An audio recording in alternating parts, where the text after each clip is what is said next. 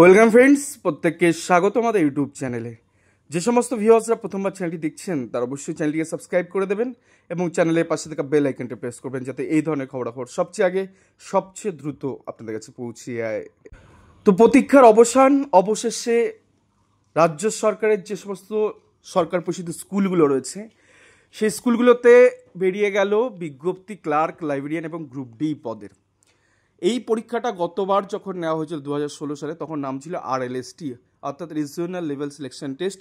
এবছরও সেই নাম আছে, কিন্তু কোথাও আপাতত গেজেট যেটা প্রকাশিত হয়েছে সেখানে 4th RLST কথা মেনশন নেই গোটা নোটিফিকেশানে। গোটা বিস্তারিত বিষয় নিয়ে আসবো, জলের মতন পরিষ্কার হয়ে যাবে। ভিডিওটা শেষ পর্যন্ত দেখবেন, কোথাও স্কিপ করে বেরোবেন না, তাহলে কিন্তু বুঝতে অসুবিধা হবে।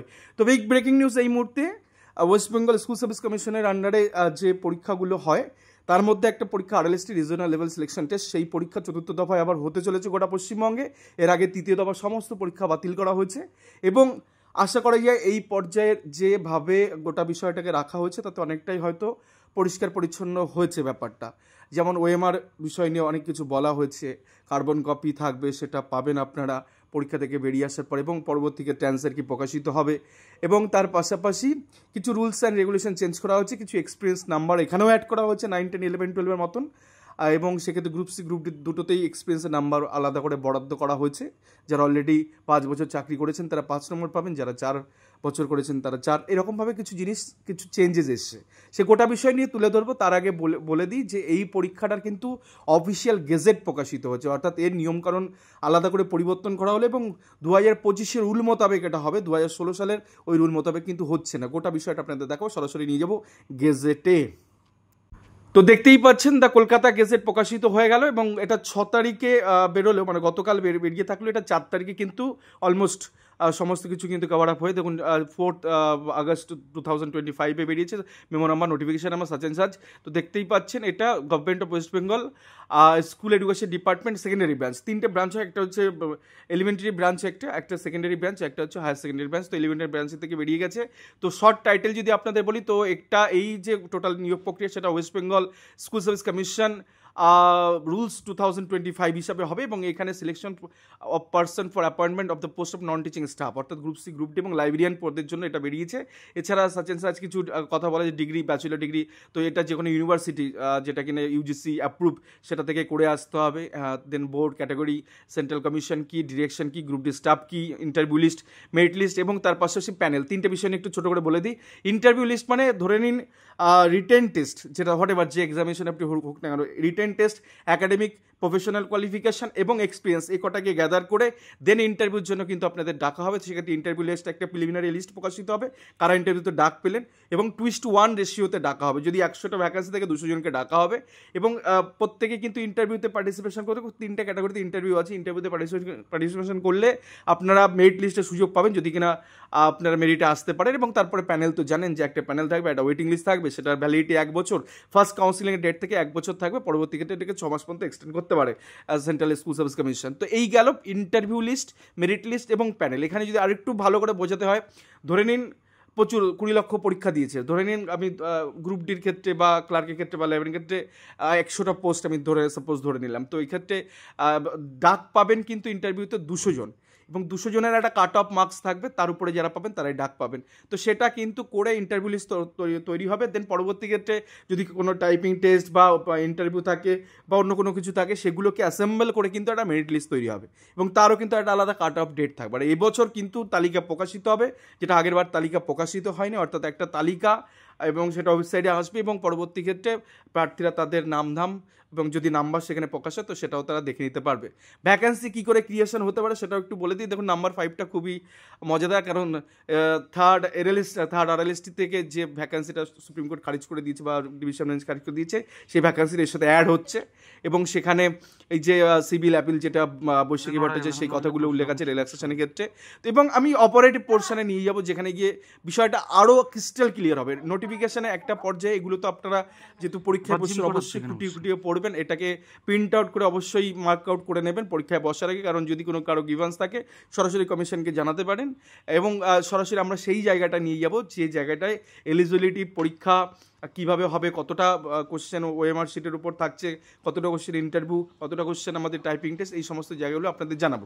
তো সরাসরি সেই জায়গায় নিয়ে যায় যেখানে গিয়ে গোটা বিষয়টা, ভ্যালিডিটি প্যানেল তো বললাম 1 বছর থাকবে ফার্স্ট কাউন্সিলিং থেকে, এবং পরবর্তী ক্ষেত্রে 6 মাস সেটাকে বাড়ানো যেতে পারে, এবং তারপরে 6 মাস করে দুটো টাইম হবে, তারপর কিন্তু এক্সপায়ারি করে যাবে প্যানেল।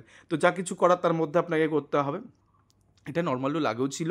এখন যে বিষয়টা ক্রিস্টাল ক্লিয়ার হবে, যেটা এতক্ষণ ধরে বকবকানি শুনলেন, এবার সেটাকে নিয়ে যাব এই পর্যায়ে। কারণ এই পর্যায়ে আপনারা দেখতে পাচ্ছেন education qualification including professional qualification কী দিয়ে আছে। লাইব্রেরিয়ান পদের ক্ষেত্রে কী লাগবে, একদম পাতি কথা দাদা, বিএ বিএসসি এগুলো লাগবে, অর্থাৎ ব্যাচেলার ডিগ্রি লাগবে। সেক্ষেত্রে জেনারেল স্ট্রিমে আর্টস সায়েন্স কমার্স আপনি হটেবার যাই নিন না কেন, সেটা রেগুলার হতে পারে, সেটা এক্সটার্নাল হতে পারে, প্রাইভেট ক্যান্ডিডেট আর থ্রু ডিস্টেন্স মোড হতে পারে, এবং তার পাশাপাশি কী লেখা আছে, with degree library science as regular, অর্থাৎ প্রাইভেট থেকে বা ডিস্টেন্স থেকে বা হটেভার একটা লাইব্রেরি সায়েন্সের ডিগ্রি কিন্তু লাগবে ব্যাচেলার ডিগ্রির সাথে। এবং সেক্ষেত্রে আপনার বয়স লাগবে কত, 1/1/2025 হিসাবে 20 থেকে 40 বছরের মধ্যে। দেখুন এখানে বলাই আছে 1 জানুয়ারি, মানে 1 জানুয়ারি of the year of advertisement, অর্থাৎ যে বছর প্রকাশিত হচ্ছে বিজ্ঞপ্তি, অর্থাৎ 1/1/2025 হিসাবে 20 থেকে 40 বছর বয়স লাগবে।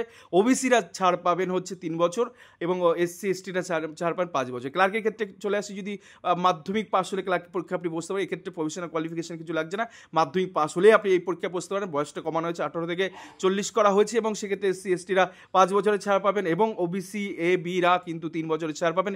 চলে আসি গ্রুপ ডির ক্ষেত্রে, এক্ষেত্রে 8 পাস হলে আপনি এই পরীক্ষায় বসতে পারবেন। বয়স লাগবে 18 বছর, 18 বছর থেকে 40 বছর, এবং এটাও কিন্তু 1/1/2025 হিসেবে কাউন্ট হবে। সেক্ষেত্রে এসসি এসটি ওবিসিরা কিন্তু ছাড় পাবেন 5 বছর, এবং ওবিসি বি কিন্তু 3 বছরের ছাড় পাবেন।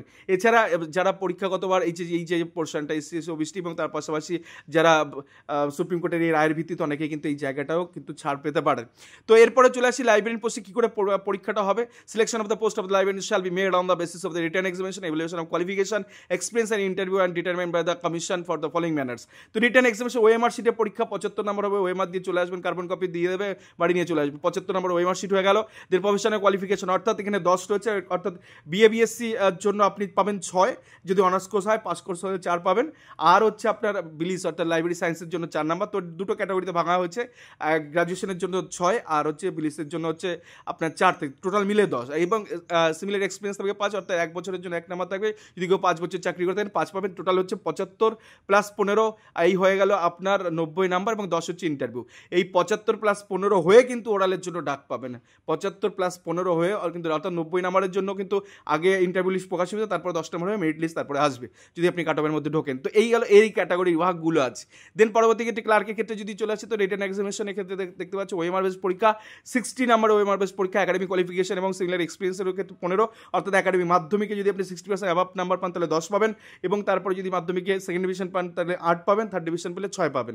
এইভাবে ভাগটা করা আছে। তো একাডেমিক স্কোর এইভাবে দেওয়া আছে। তার সাথে যদি 5 বছর কেউ চাকরি করে সেখানে 5 নাম্বার, যদি 4 বছর চাকরি করে 4 নাম্বার, এরকমভাবে পাবে। তো এক্ষেত্রে 60 প্লাস 15 এই দুটো যোগ করে কিন্তু ডাক পাবেন ওরাল টেস্টের জন্য এবং টাইপিং টেস্টের জন্য, অর্থাৎ 60 প্লাস 15 75 হয়ে গেলে এই 75 পর একটা ইন্টারভিউ লিস্ট তৈরি হবে। তারপরে কিন্তু আপনি 25-এর জন্য ডাক পাবেন, অর্থাৎ ওরাল ইন্টারভিউ এবং টাইপিং টেস্ট বা কম্পিউটার টেস্টের জন্য ডাক পাবেন টোটাল 25। এক্ষেত্রে ডাক পাওয়ার পরে টোটাল 100 নম্বরে মেরিট হবে। সেই মেরিটে কাট অফ ক্লিয়ার করতে হলে আপনি কিন্তু সরাসরি স্কুলে যেতে পারবেন এবং ক্লারিক্যাল পোস্টে চাকরি করবেন। এবং পার্ট সির ক্ষেত্রে চলে আসি, এখানে selection of the post of group D স্টাফের কথা বলা হচ্ছে। রিটেন এক্সামিনেশন ওএমআর বেস, সেটা কিনা আগে 45 ছিল, সেটাকে কমিয়ে 40 করা হচ্ছে। 40টা কোশ্চেন থাকবে, ইংলিশ থাকবে না, অ্যারিথমেটিক এবং তার সাথে কিন্তু জেনারেল অ্যাওয়ারনেসের কোশ্চেন থাকবে। তো 40 নম্বর এখানে সিমিলার এক্সপিরিয়েন্স যদি করো 5 বছর থেকে তো 5 পাবে, আর তার সাথে ইন্টারভিউতে 5।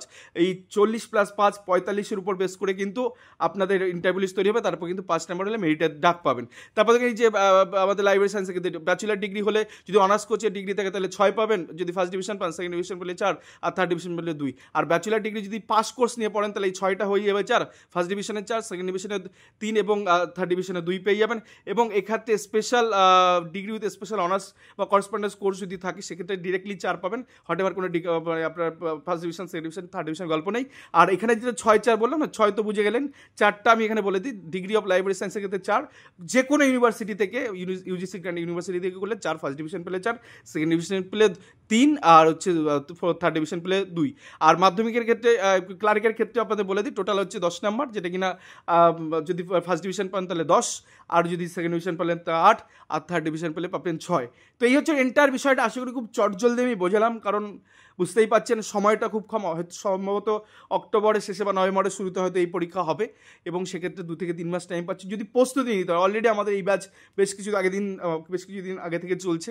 যদি আপনার হোয়াটএভার এই নন টিচিং স্টাফের প্রস্তুতির জন্য আপনাদের কোনো রকম কোনো সহায়তা প্রয়োজন হয়, সরাসরি এই নাম্বার ফোন করবেন 9775755850। এই নাম্বারে সরাসরি ফোন করুন। আমাদের ব্যাচ চলছে অলরেডি, এটা ভালো স্টেজে সবাই আছে। তারপরে যদি রানিং ব্যাচে যদি এখনও কিছু সিট সেখানে এনরোল করা যেতে পারে, কিছু ক্যান্ডিডেটকে যদি তারা নোটপত্র দেখে পড়ে নিতে পারে, তাহলে আমাদের এইখানে ধরে নেব আমরা। আমাদের একদিন মক টেস্ট হয় উইকে, একদিন ম্যাথের উপর ভীষণ স্ট্রংলি জোর দিয়ে করানো হচ্ছে, এবং তার পাশাপাশি কিন্তু আমাদের জিকে ক্লাসও খুব দুর্দান্তভাবে এগোচ্ছে, এবং গোটা সাবজেক্ট ওয়াইজই আমরা অনেকটা টেনে দিয়েছি। তো যদি কেউ এইখানে যুক্ত হতে চান অবশ্যই জানাবেন। আর এছাড়া সমস্ত রকম সুযোগ সুবিধা কিন্তু আমাদের এখানে আছে। আপনারা যদি চান 3টে পোস্টই আপনারা বসতে পারেন, এবং সেক্ষেত্রে সরাসরি আমাদের সাথে যোগাযোগ করতে হবে। যোগাযোগ করে নিন 9775755850 এই নাম্বার হোয়াটসঅ্যাপ করতে পারেন, বা এই নাম্বার ফোন করে নিতে পারেন। যদি আপনি ভর্তি হন, একটা সামান্য অ্যাডমিশন ফি আছে, এবং মান্থলি একটা ফিস দিয়েই সরাসরি কিন্তু এই কোর্স করতে পারেন। এবং আশা করাই যায় যে গ্রুপ ডি 40 নাম্বারের যে কোশ্চেন সেখানে অনেকটাই কমন পড়বে, কারণ আমরা সেইভাবে আমাদের কোর্সটাকে সাজিয়েছি। তো ধন্যবাদ। এই ছিল আজকে গুরুত্বপূর্ণ ভিডিও। ভালো থাকবেন, সুস্থ থাকবেন, অবশ্যই আমাদের সঙ্গে থাকবেন। ধন্যবাদ।